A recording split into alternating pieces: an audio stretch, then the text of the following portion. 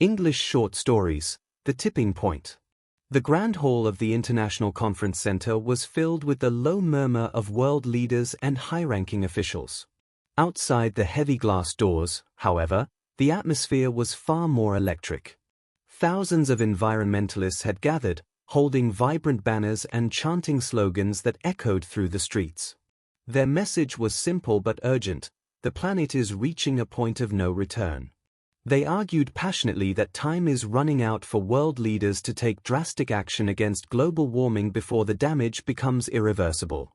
Inside the summit, a young climate scientist named Elena stood before the assembly to present the latest data.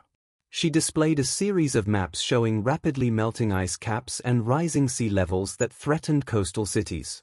Elena explained that the slow, incremental changes promised in previous years were no longer sufficient. To stay below the critical threshold of temperature increase, the world needed an immediate and total shift toward renewable energy. The audience watched in silence as she emphasized that the window of opportunity was closing faster than anyone had predicted. Despite the evidence, the negotiations behind closed doors were painfully slow. Some representatives argued that a sudden transition would damage their national economies, while others debated the specific wording of the new environmental treaty. Outside, the protesters grew louder, their frustration fueled by the lack of immediate results.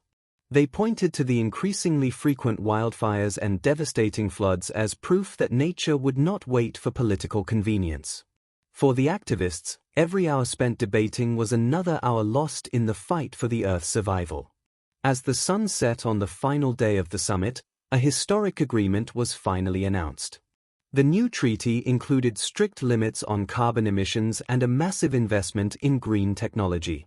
While the environmentalists celebrated the news, they remained cautious.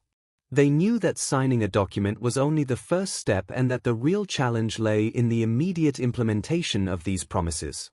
The world had finally listened, but the race against global warming was far from over. The clock was still ticking, and there was no time to waste.